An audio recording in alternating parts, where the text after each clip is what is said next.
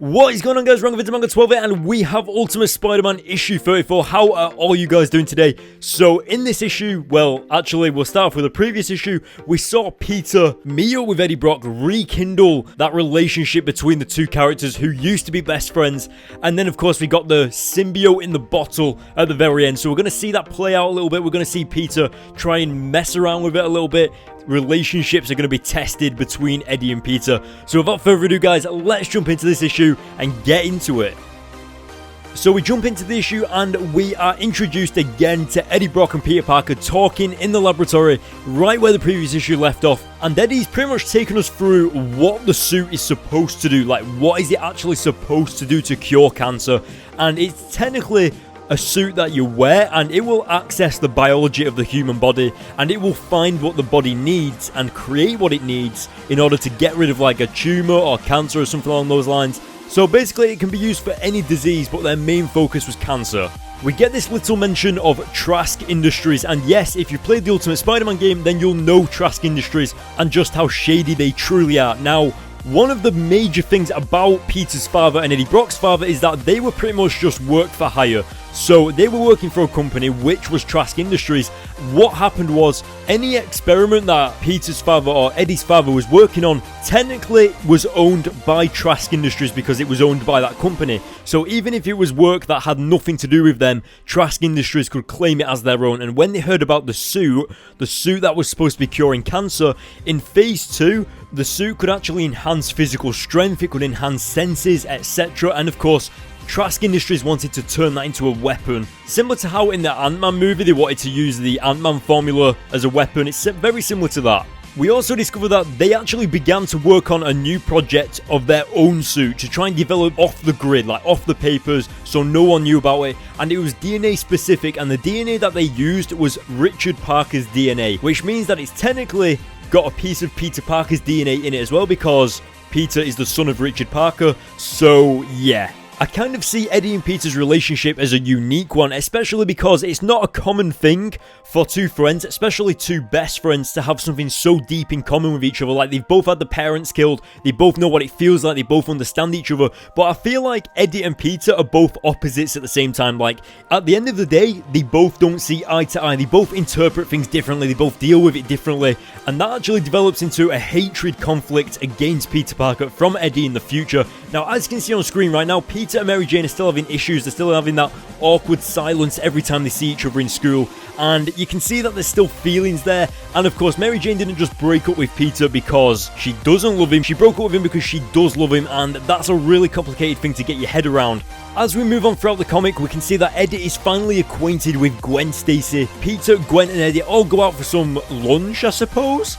And of course, they're having some friendly talks, they're getting to know each other, and it seems that Eddie and Gwen are kind of developing a slight relationship. There's that little bit of tease right there that you're seeing in the storytelling, especially from the writing of Brian Michael Bendis. And then Peter just abruptly brings up the death of their parents, asking Eddie whether he thinks that it was a murder, whether it was a planned death, and it just seems like the timing is a little bit convenient that they came from a meeting with their lawyers, and then on the way back, their plane just miraculously goes down in the Atlantic Ocean.